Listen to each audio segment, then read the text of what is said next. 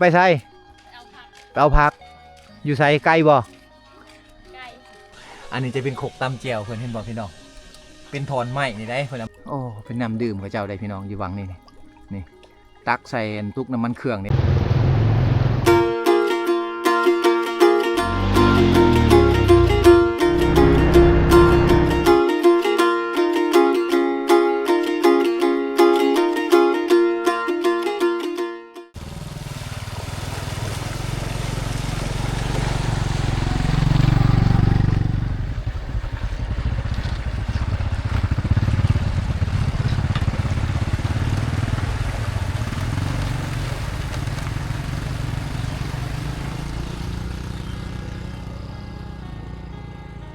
กับทักทายสบายดีสวัสดีพ่อแม่พี่น้องเมื่อสุขุสุขคนคือเก่ายินดีต้อนรับทุกคนเข้าสู่ช่องบ่าวโหนดพาเลาะพี่น้องเอาพี่นี่บ่าวโหนดกำลังจะพาพ่อแม่พี่น้องไปที่บ้านท่าพิงพี่น้องเนาะหมู่บ้านท่าพิงนี่เป็นหมู่บ้านหนึ่งที่ว่าอยู่ในเขตจุดซุมพะบังอยู่ที่เมืองเซโปนแขวงสวรรณเขตพี่น้องเนาะเป็นเขตที่ว่าชายแดนลาวเวียดนามหมู่บ้านแถวเขตนี่จะบ่แม่นสถานที่ท่องเที่ยวเด้อพี่น้องเนาะจะเป็นหมู่บ้านเขตชนบทที่ว่ายังอยู่ในเขตลาวเวียดนามลาวพี่น้องเนาะฉะนั้นการมาถอกมาเที่ยวทางนี้ก็อยากยุ่งยากพี่น้องเนาะเวลาเขามาก็ต้องได้มีผู้นำพาเข้ามาพี่น้องหรือว่าต้องได้แจ้งผู้ใหญ่บ้านก่อนนะจึงจะเข้ามาได้พี่น้องเนาะเอาเดี๋ยวบ่าวโหนดจะพาพ่อแม่พี่น้องเข้าไปเบิ่งบรรยากาศข้างในว่าหมู่บ้านท่าพิงเป็นอะไรบ่าวโหนดมา 2-3 เทื่อแหละพี่น้องเลยเนาะบางครั้งก็FC ผู้ที่ว่ายังบ่เคยเบิ่งก็จะได้เบิ่งในคลิปนี้พี่น้องเลยเนาะเดี๋ยวบ่าวโหนดจะมาถ่ายทำหมู่บ้านให้พ่อแม่พี่น้องได้เบิ่ง เมื่อก่อนเฮือนซ่านคนอยู่เขตนี่ก็สิเป็นคุ้มแบบซี่แหละพี่น้องแต่ว่ามาในปัจจุบันนี่ตามเส้นทางที่จะเข้าไปเวียดนามชาวบ้านเขาจะมาอยู่เขาก็จะพากันถมเนาะบางคนก็เฮ็ดเป็นคอกงัวคอกควายบางคนก็เฮ็ดเป็นวางปลูกฝังต่างๆพี่น้องเนาะแต่ว่ามาอยู่ในเขตสวนเสียนไห้เพิ่นนี่เพิ่นยังบ่ได้ทมพี่น้องเพิ่นจะปะเป็นแบบนี้เลย อันนี้คือห้องห้อยประวัติศาสตร์สมัยสงครามโฮจิมินห์เนาะเหม็นมาเลยนะ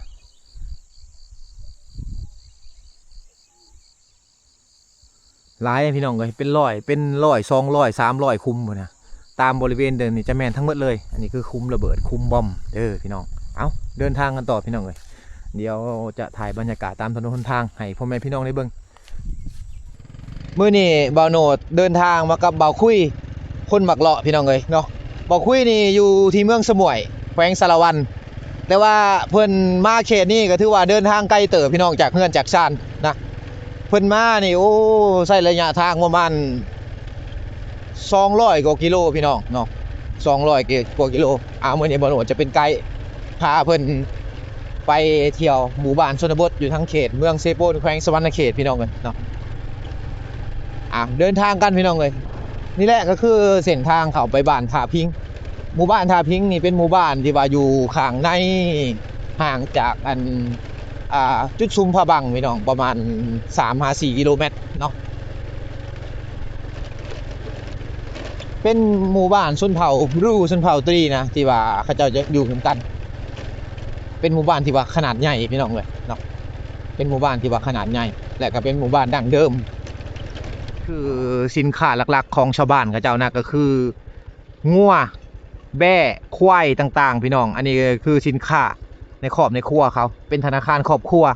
เอาไว้เฮ็ดฮีดเฮ็ดคล้องก็มีพี่น้องแล้วก็เอาไว้ขายยามบ่มีเงินบ่มีค้ำครอบครัวบ่สบายมีคนบ่สบายเพิ่นก็เอางัวเอาควายนี่แหละพี่น้องเนาะไปขายนะเพื่อแลกเอาเงินมาปิ่นปัวครอบครัวเอามาจุนเจือครอบครัวก็เป็นงัวเป็นควายสัตว์เลี้ยงเพิ่นเขาจะเลี้ยงตามแบบสีไปเลยได้พี่น้องเลยเนาะปล่อยไปเลยพี่น้องปล่อยไปเลยเนาะงัวทางนี้เนี่ยเป็นงัวที่ว่ากินแต่พืชพันธุ์ที่ว่าปลอดสารพิษพี่น้องเนาะทางเขตนี้จะเขาจะบ่ได้ใส่ปุ๋ยเด้อเครื่องพ่นระปลูกเขาเจ้าพี่น้อง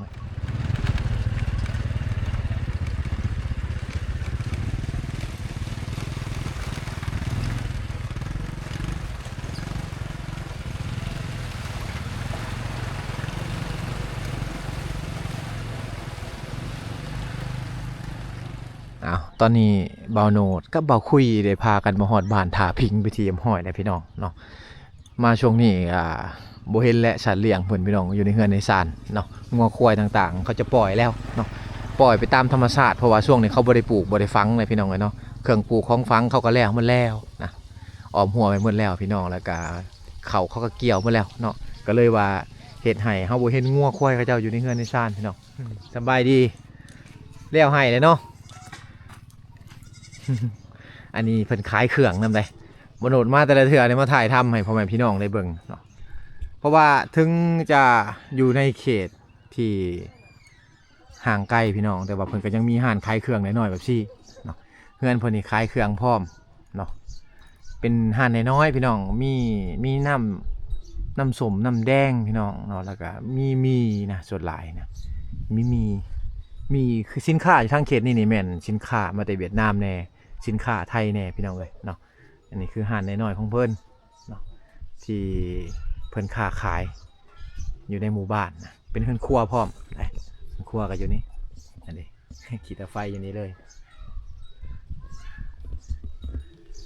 ช่วงนี้เพิ่นบ่ได้ไปให้ไปชวนแล้วพี่น้องเอ้ยก็คือเห็นแหละเนาะตามเฮือนซานคนในเขตนี่ก็ชาวบ้านเขาก็อยู่เฮือนอยู่ซ่านนะเตาไฟแบบสี่นี่ยุค90นี่ยังเห็นอยู่ได้พี่น้องเลยอยู่ทางเขตในเมืองเนาะแต่ก่อนนี่ยังเห็นอยู่ชาวบ้านเขาเจ้ากับพากันดังแบบสี่อะไรพี่น้องเนาะแต่ว่าในเขตชนบทเขายังมีหลายพี่น้องแบบที่บรรยากาศแบบที่ยังมีหลายอันนี้เครื่องมือหาอยู่หากินเพิ่นสวิงบ้านเพิ่นจะห้องว่าอนวกเนาะบ้านเพิ่นจะห้องว่าอนวกเนี่ยตัวนี้ เป็นสวิงบ้านเขาเจ้าอยู่ในเขตแม่น้ำพี่น้องเขตลำธารชาวบ้านเขาจะใส่ตัวนี้แหละหาอยู่หากินยามแรงนะทิวทัศน์ธรรมชาติหมู่บ้านก็จะอยู่ในหุบเขาพี่น้องเนาะ360องศาก็คือภูเขาทั้งนั้นเลยภูเขาทั้งหมดเลยนะมาปีนี้เพิ่นได้รถไถแหละได้รถไถทางนี้นี่เขาจะใส่รถไถไทยนะพี่น้องนะรถไถคอยาวทางบ้านเขาจะห้องว่ากระบะคอยาว จะเป็นรถไถมาแหละพี่น้องโอ้เพิ่นเลี้ยงหมูใส่กล่องตารางเพิ่นคั่วนะนี่เพิ่นเลี้ยงหมูอันนี้คือหมูพันธุ์พื้นบ้านของชาวบ้านเขาเจ้าพี่น้องเนาะเขาจะเลี้ยงอย่างนี้เลยเนาะโอ้มันถือผ้าได้พี่น้องเลยเนาะเงินคำกับคำแมนโบเฮ็ดกับโบได้อยู่ในเขตชนบทพี่น้องเนาะถึงว่าจะโบได้ออกไปขายแห้งไปเฮ็ดเวียกคงจักคงงานชาวบ้านเขาก็อยู่แบบซี่แหละเพิ่งพาธรรมชาติแน่แล้วก็เฮ็ดกสิกรรมแน่อยู่ในเฮือนในซ่านพี่น้องไปดีโอ้ถือผ้ายังเราถือผ้าเรายังคนใหม่เซ้ยทางนี้ เก่งได้เป็นยิงในชนบทพี่น้องเลยเนาะเฮ็ดเวียกเฮ็ดงานไปพร้อมมีลูกก็ทิ้งถือผ้าแล้วเราก็ยังอันนี้เฮ็ดมีไปพร้อมเนาะ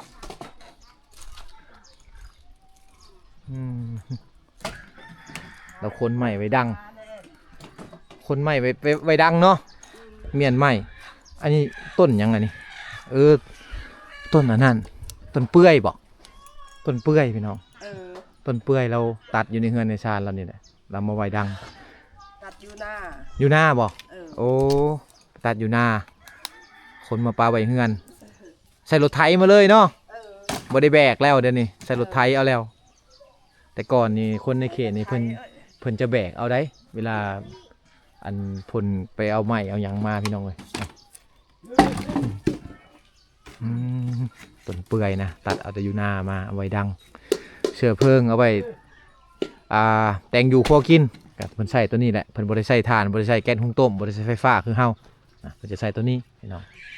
เบิ่งบรรยากาศยามเช้าอยู่ที่บ้านท่าพิงพี่น้องอันนี้บ้านท่าพิงนี่จะเป็นอีกคุ้มใต้เลยพี่น้องเนาะบ้านนี่จะเป็นคุมใต้คุมเหนือจะอยู่ในเป็นบ้านน้อยพี่น้องจะบ่แม่นบ้านใหญ่นะวางเบื้องนี้นี่อันนี้จะเป็นแขมชาวบ้านเขาจะยังไปเก็บแขมอยู่พี่น้องหรือว่ายอดไม่กวดไม่ฟอยต่างๆนี่เนาะเก็บแขมไปขายนะช่วงนี้มันอยากมืดอะไรได้พี่น้องเลยบ่อยากลายแหละส่วนลายเขาจะปลูกเลยทางเขตนี่พูดแม่นหมดเลยนะเขาจะปลูกเอา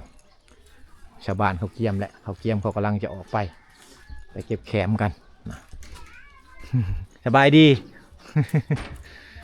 ไปเก็บแขมบ่กำลังสิไปเก็บแขมไปกำลังสิไปเก็บแขม นี่แหละงานซานมันก็บรรยากาศก็คือเห็นแล้วทางหลังก็จะเป็นภูเขาหินบูนพี่น้องเนาะทางหลังเงินทางหลังชานนี่บรรยากาศดีขนาดเลยนะทางบ้านเฮานี่จะอ่อนเพิ่นได้คนอยู่เขตนี่ตื่นเช้ามาเขากับเจอกับบรรยากาศดีๆแบบสี่พี่น้องเนาะบ่มีมลพิษอยู่บ้านเขานี่บ่มีควันจะคงจักโรงงานพี่น้องเลยเนาะนี่เวลาเฮาแนมเบิ่งก็เห็นภูเขาหินบูนอยู่ทางหลังนี่แหละพี่น้องเนาะคุณอีเมลล่างโถยสบายดีตัวอยู่ดีมีแห้งคือกันอีเมลล่างถ้วยเอาล้านเอาอาเจ้าล้านเท่าล้านเฝ้าล้านแล้วหาปลูกมันลูกไปปลูกมันเก็บแคมอันนี้คือล้านเพิ่นแม่นี่หน้าที่คือเอาลูกเอาล้านอยู่เฮือนเนาะเอาล้านชอยล้านเฮือนหาปักบ้านกระดอเฮือนแม่แต่อยู่บ้านกระดอพุ่นอยู่บ้านกระดออยู่นอกพุ่นเนาะจะเกจะอันเป็นไข่อันมาเยอะนึงบ้านเพลงอยู่บ้านกระดอแล้วหาจะอยู่บ้านเพลงลูกมาอยู่บ้านทับพิงพี่อยู่กับผัวแล้วหามาเยอะบ้านกระดอไก่แล้วเพิ่นให้มาอยู่พี่มาอยู่นำกันเนาะอยู่กับลูกเลยลูกลอยอยู่น้ำเฮากับลูกเคยเพื่อนเฮาตั้งนาหน่อยๆโอ้อยู่นอกหันบ่อยู่นอกเพื่อนง่ายๆก็เพื่อนลูกเคยเฮา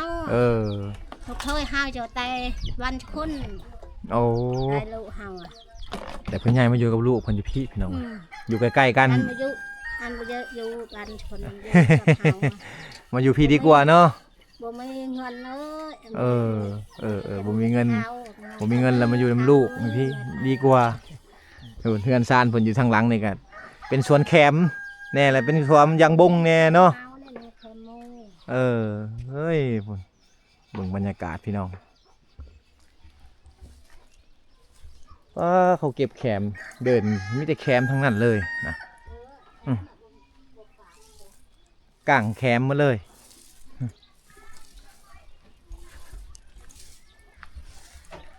เป็นเฮือนไม้พี่น้องเนาะแต่ว่ายังเป็นทรงเฮือนแบบทรงเฮือนแบบดังเดิมอยู่เนาะอันนี้คือเสาเห็ดจากท่อส่งน้ำมันแต่สมัยสงครามนะเขาจะเห็นหลายเสาแบบสิเนาะบ้านชวนบักล่ะสบายดี เจ้าเพิ่นเนาะในเถาเพิ่นก็กวดขี้เหงื่ออยู่พุ่นลูกหลานนี่อยู่นี่มัดลินอยู่นี่ลินอยู่ทางนี้แหละพี่น้องเลยนำบทไปไซด์ได้ค่ะเจ้าเด็กน้อยในเขตชนบทอันนี้เฮือนไม่เถาเพิ่นอันนี้จะคือหม้อหุงเข่าพี่น้องเนาะหม้อหนึ่งเข่าบ่หม้อหนึ่งเข่าบูฮานนะอันนี้เห็ดมาจากโยมหรือว่าเศษซากสงคราม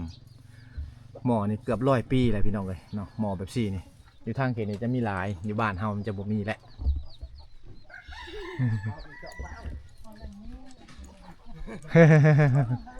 อีแม่ได้ปัดหน้าบ้านเนาะ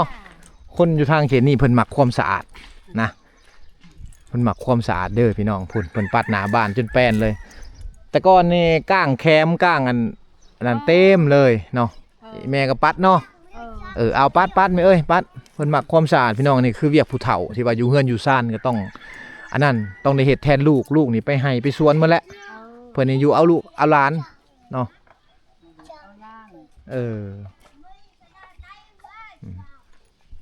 ปัดเลยไปปัดเลยบ่เป็นหยังเด้ออันนี้คือลูกหลานอยู่นี่บ่ได้ไปโรงเรียนก็อยู่นำแม่เฒ่าอยู่นำย่าเบิ่งเฮือนซานเพิ่นพี่น้องวิว360องศาเนาะอยู่ในภูเขาอ้อมหอบภูเขาเฮามาช่วงนี้ก็บรรยากาศบ่อยากดีปานใดพี่น้องถ้าว่าเฮามาถึงช่วงฝนบรรยากาศจะดีกว่านี้ภูเขาแถวนี้จะเขียวแล้วก็สิมีทะเลหมอกไหลผ่านเลยเนาะทะเลหมอกไหลผ่านอันนั้นเลยพี่น้องเนาะไหลผ่านภูแบบสิเบิ่งบักงามๆเลยนะภูเขากับเฮือนกับซ่านกับเจ้าเฮือนซ่านเขานี่เป็นเฮือนแบบดังเดิมพี่น้องเด้อเนาะถึงว่าจะเฮ็ดเป็นเฮือนไม้แต่ว่าเขาก็ยังบ่ทิ่มบ่ปะเฮือนแบบดังเดิมคือเก่าพี่น้องเนาะ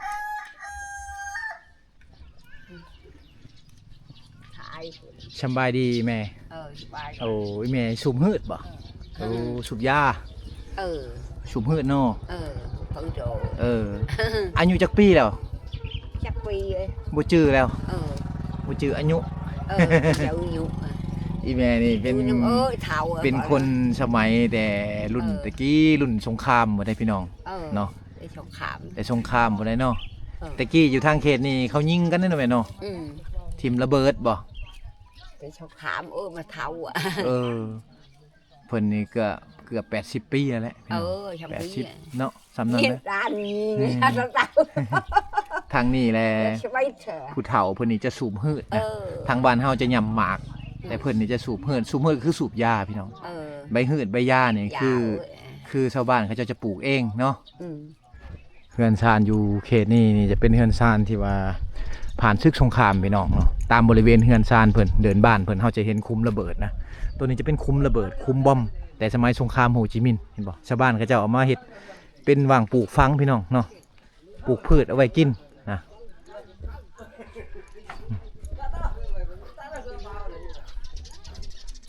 สบายดี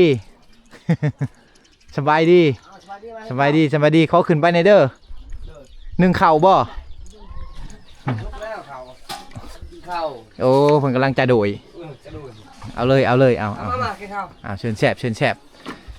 อายเพิ่นกำลังกินข้าวจะโดยกินข้าวแล้วก็ไปเฮ็ดเวียกต่อเอากินเลยไอ้กินข้าวกับยังหมูตายภาคหมูน้อยโอ้หมูตายภาคแล้วเอามาเฮ็ดเป็นของกินเนาะหมูตายภาคคือหมูที่ว่ามันติดพยาธิตายพี่น้องเนาะแต่ว่าชาวบ้านเขาจะบ่ได้ทิ่มได้เสียดายเนาะทางเขตนี่จะได้กินซีนก็ถือว่าโอ้ครับพี่น้องผู้น้อยผู้มักกินผู้มักกินผู้มักก็กินผู้บ่มักก็บ่กินแต่ว่าเพิ่นเฮ็ดไว้ป้าไว้ในเฮือนในซ่านนี่แหละกินหมูอันนั้นคกตำแจ่วบ่โดยเบิ่งเขาเบิ่งนี่เด้อโอ้อันนี้จะเป็นคกตำแจ่วเพิ่นเห็นบ่พี่น้องเป็นถอนไม้นี่ได้เพิ่นเอามาขุดเป็นอันเฮ็ดเป็นปองสิเป็นหูจังซี่แล้วก็เฮ็ดเป็นคุมลงแล้วก็เฮ็ดเป็นคกใส่ได้ตลอดนะ ทางบ้านเราไปซื้อสำเร็จรูปทางนี้เพิ่นจะประดิษฐ์ขีดแต่งเห็ดเอาได้เชิญแซ่บเลยเชิญแซ่บอันนี้ตุกน้ำดื่มตุกงวยเด้อ คือตุกน้ำดื่มเพิ่นจะใส่ตุกน้ำมันเครื่องเนาะล้างให้สะอาดก็ได้เนาะครับก่อนกินเห็ดนั่นใดมันจึงสะอาดเอาไปแช่น้ำบ่แช่น้ำก่อนโอ้แช่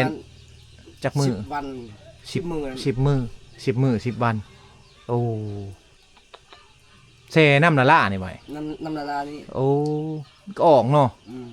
เป็นตุกน้ำมันเครื่องรถไถทางนี้เขาหน้าบ่หรือเขาให้เขานาก็มีเขาให้ก็มีเขานาโอ้ปนกันไปเอาขอบอกขอบใจเด้อโดยเอาเลยเชิญแซ่บอย่างเราเลาะเบิ่งบรรยากาศพี่น้องเนาะคือเห็นเฮือนซานทางเขตนี่โอ้เป็นเฮือนซานแบบดั้งเดิมนะบรรยากาศบ้านเฮือนเพิ่นจะดีจะบ่มีโรงจักรโรงงานคือบ้านเฮาสบายดีไปใส่มาแต่ไปลินเอาไปแคมกันแล้วเนาะอยากมืดแล้วดูการแคมแล้วพี่น้องมาทางนี้ได้โอ้พุ่นทางหลังจะเป็นภูเขานะทางหลังนะเป็นสวนเป็นไห่ของประชาชนในเขตนี้มันเลยนะทางหลังบ้านเพิ่นนี่แล้วไห่แล้วสวนแล้วเนาะ ทางนี้จะใส่รถเวียดนามได้พี่น้องเลยนี่อันนี้รถเวียดนามนะมาจากเมืองกงจีจะเป็นรถแบบนี้แหละเพิ่นใส่ในการไปมาอันนี้เข้าเวียดนามได้ป่ะได้บ่เป็นยังเนาะคนลาวเขาทางเขตนี่เข้าเวียดนามเนาะบ่มีเอกสารกับเขาไปซื้อเครื่องยังพอได้พี่น้องออกไปเมื่อไรเนาะเจงตูบพอแล้วมันบ่เส้นทางนั้นมันจะฮอดกับเวียดนามเลยนะบางเถื่อกับไปได้เห็นเอกสารอยู่ฝั่งลาวเขาไปถ้าว่าจะเข้าไปเมืองใหญ่เขาพี่น้องเนาะเสียเป็นมือก็คือเขาไปฝั่งไทยอะไรพี่น้องขายกัน สิพากันไปไสนี่ไปดำนาเอ้าดำนาอยู่ไสเฮ็ดดำต่อเลยบ่บัดนี้ไทยเลยบ่ไทยแล้วบ่โนดมาประมาณบ่ฮอด 4-5 เดือนซะนะเห็นเพิ่นเกี่ยวข้าวเฮ็ดนาแซงเลยบัดนี้ดำต่อเลยดูน้ำขึ้นเลยเอา เพิ่นดำหน้าอยู่ทางออกไปทางบันห่างเลยพี่น้อง ทางเขตนั้นพูดแหละนี่ออกไปนี่ไปเบื้องนั้นจะเป็นบันห่างนะไปเบื้องนั้นออกไปเบื้องนั้นจะเป็นบันห่างเพิ่นจะเห็ดหน้าอยู่บางพุ่นเอาจากน้อยบ่โนดกับบ่คุยจะพาพ่อแม่พี่น้องไปเบิ่งเนาะบรรยากาศบ้านห้างพี่น้องนี่อันนี้คือสัตว์เลี้ยงของชาวบ้านเขาเจ้านะปล่อยตามเฮือนตามซานไปแบบนี้เลยนะหมู่เพิ่นเลี้ยงแบบสบายๆพี่น้องตามบริเวณนี่จะเป็นคอกสัตว์เนี่ยจะเป็นเดินบ้านแน่พี่น้องเนาะอยู่แบบพอเพียงพี่น้องทางเขตนี้เขาจะอยู่แบบพอเพียงเมื่อก่อนเฮือนซานอยู่เขตนี้จะเป็นแบบนี้พี่น้องเนาะเขาจะมุงใบตองข้อมุงหญ้านะแอมฟ้ากระแตะเราจะเป็นรังน้อยๆแบบนี้พี่น้องเนาะแต่ว่ามาในปัจจุบันนี่ก็ยังมีอยู่แต่ว่าจะบ่หลายแล้วส่วนหลายก็จะเป็นเฮือนใหม่หมดแล้วเนาะอันนี้คือเฮือนผู้ที่ว่าเขาเจ้าสร้างครอบครัวใหม่หรือว่าเฮือนผู้เฒ่าผู้แก่ที่ว่าเขาย้ายออกมาอยู่จากลูกจากหลานเขาพี่น้องแต่ว่าอยู่ใกล้ๆกันนี่แหละเนาะแต่เขามาอยู่นี่แต่เขาจะเฮ็ดเฮือนแบบซี่ขึ้นมาหลังนึงให้พ่อให้แม่เขาจะบ่ได้ขันห้องคือเฮาพี่น้องเนาะเขาจะบ่ได้ขันห้องคือเฮาแต่เขาจะเฮ็ดเป็นเฮือนแบบซี่ให้เขาเลยเนาะให้พ่อให้แม่อยู่หรือว่าให้ผู้ที่สร้างครอบครัวมาอยู่พี่น้องเลย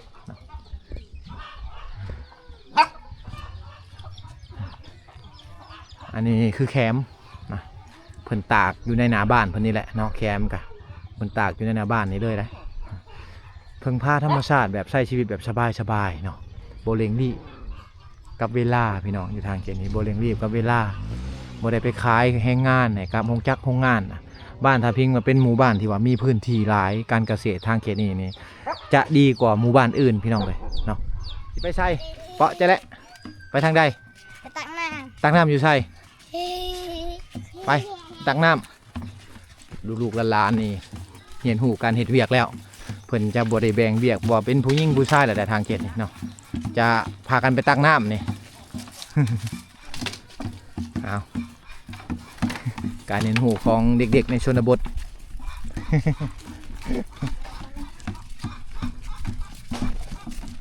ตักน้ำเยิ้งบ่ไกลบ่ไปตักน้ำเอาไปเบิ่งเด็กน้อยเขาเจ้าตักน้ำพี่น้อง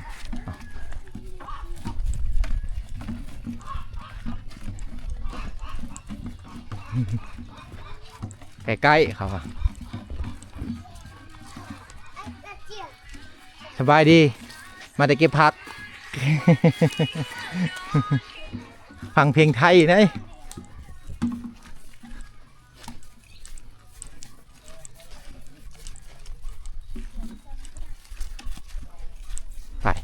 ไปกับลูกๆหลานๆเขากำลังสิไปตักน้ำเขาว่าอยู่ใกล้ๆอยู่ไสอยู่ใกล้ๆ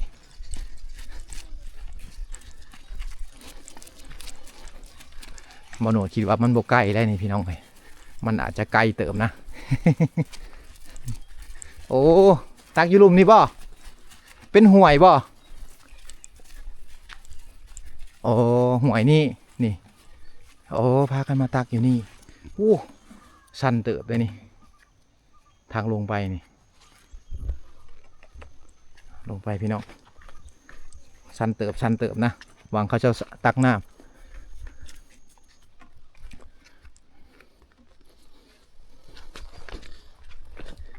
โอ้ไวขนาดเลย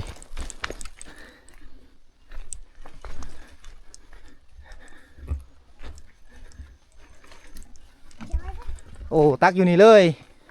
อันนี้งวยเด้อบ่น้ำดื่มโอ้เป็นน้ำดื่มกับเจ้าได้พี่น้องอยู่วังนี่ตักใส่ตุกน้ำมันเครื่องนี่แหละเห็นบ่เอาแต่4 ตุกนี่บ่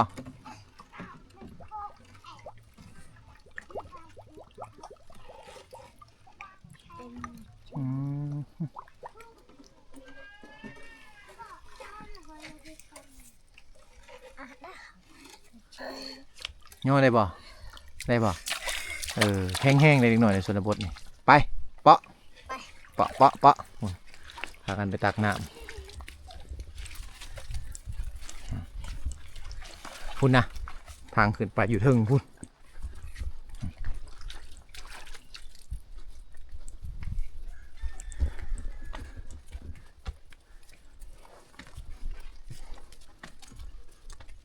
เป็นตุกน้ำมันเครื่องเลยพี่น้องเด้ออันนี้คือตุกน้ำมันเครื่องของชาวบ้านเขาเจ้าใส่ในรถไถแหละเขาเจ้ากะ เอามาเห็ดเป็นตุกน้ำดื่มนะตัวนี้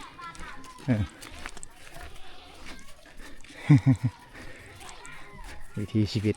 เด็กๆในชนบท น้ำดื่มเนาะอันนี้ฮะบริต้มเลยได้นี่พี่น้องเขาจะกินแบบนี้เลยนะ ไปเอาน้ำดื่มเห็นปะ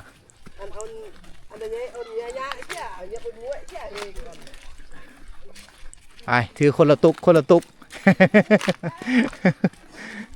น้ำดื่มเพิ่นนะ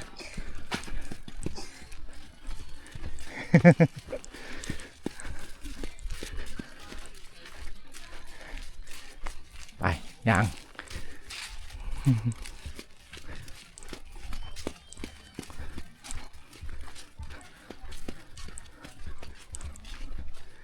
ใช่เฮือนนี่บอก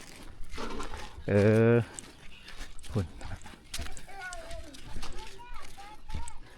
อ้าวจะขึ้นไปก่อนได้ชิตั้งให้ยันจะถือขึ้นบ่ได้อ้าวนี่คือเวียกของเด็กๆในชนบท ไปหากินบ่เอาแคมโอ้เพิ่นไปเอาแคมผมพี่น้องหอดเวลาออกไห้ออกสวนแล้วสวนแคมได้ทางนี้เลยน้องๆอยู่ทางบ้านทาพิงเขากำลังจะไปหาอยู่หากินได้ไปนี่ไปเชอโอ้ไปใส่ไปเอาผักอยู่ใส่ใกล้บ่โอ้พากันไปเอาผักไปเอาผักไอ้กับสิไปน้ำไป ฟังเพลงไปพร้อมเข้าชิย่างไปสวนกับเจ้าไกลเติมเนาะน้องๆบ้านทาพิงได้ขามน้ำบ่ชูเจ้าเขาไปทางใดออกไปไปทางน้ำมันเลยโอ้ไอ้บ่ได้ไปน้ำแล้วจังสิกะ เขาไปบ้านทาพิงก่อนพี่น้องเอ้านี่คือเวียกงานของน้องๆเขาเนาะเขาจะไปเอาพักเอามาไว้กินตอนเที่ยงตอนแรงพี่น้องเนาะ